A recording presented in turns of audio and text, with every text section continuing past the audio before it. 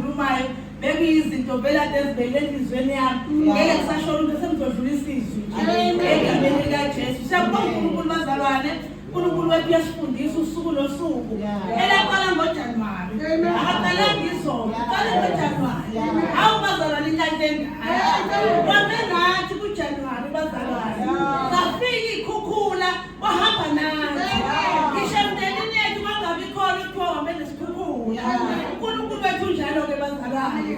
Yesu lenkosi le bazalwane kancane nje ngeke ngisashumayela. uNkulunkulu ukhulumile kule ndawo egameni likaJesu ukuthi sizokufundele ngoba namehlo akaboni kahle nokubuka kuthe. Haleluya, amen.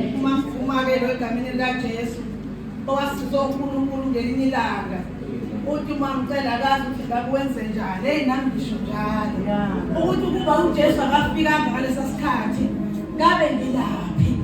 Ngiyamangala ngikhulume nangangena ngithi Nkosi kunomuso ongabangenzele wona kodwa ukuba uJesu afike empilweni yami ngabe ngikephi.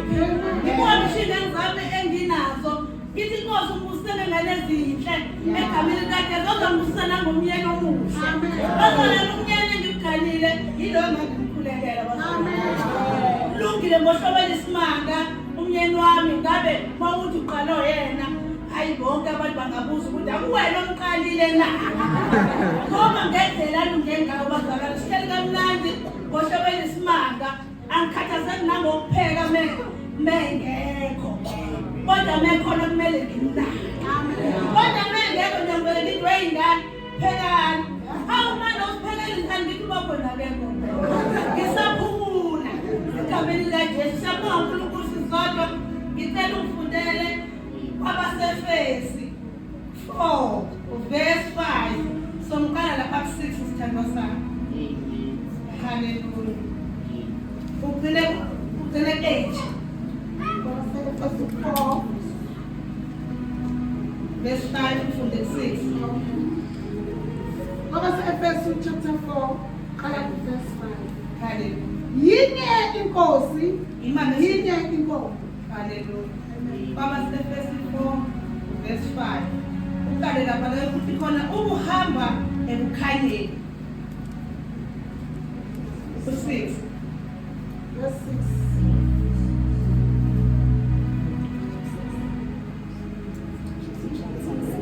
Akusiyona ngicela ukusifundela mina kancane. Maningakhohliswa umuntu ngamazwi ayize ngokuba ngenxa yalezo zinto ulaka kaNkulunkulu lwehlela phezulu kwabantwana bokungalaleli. Ngakho-ke ningabi ngabahlanganyela nabo ngokuba kade naningubumnyama kepha manje ningobokukhanya enkosini. Hambani njengabantwana bokukhanya. Amen. Izwi lakho Nkosi liphilile. Khuluma ngalo Nkosi silalele. uNkulunkulu onamandla egameni nasegazini likaJesu. Thank you Jesus.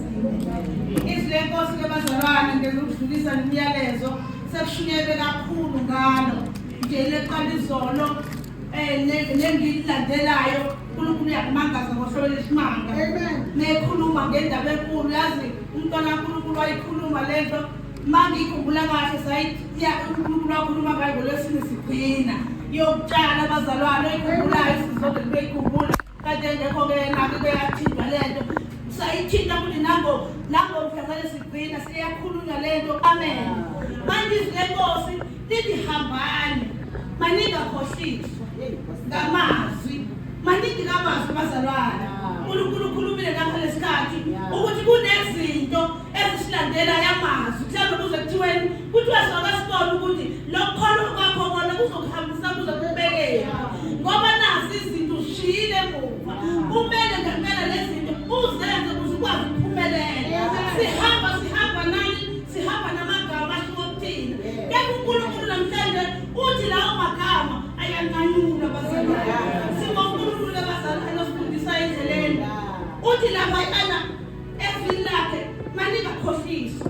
Maningi amagama esikhohliswa ngawo. uNkulunkulu yasikhumbuza ukuthi bakhona abasikhohlisa ngamagama amaningi. Usithi sikhona ube vele okunye eceleni ukuthi hayi lokhu kwakho wena akufanele ukuhambise kanje kumele uhambe kanje wena ngoba yini kunezinto ezisilandelayo uma uNkulunkulu kamazwana ngaleskhathi egameni likaJesu akusoze ngiba mude nje egameni likaJesu siyambonga uNkulunkulu ngale nkonzo ebeyivumele noma usanele kufa kunyama kodwa ngoba khona uNkulunkulu kuyona hayi ngibonile bazalwane kumele ngezwe ngonyaka ozayo siqale ngombogo lesihlanu ingoba bazalwane ngendlela emphakeme ngayo Nkosi yomfundisi.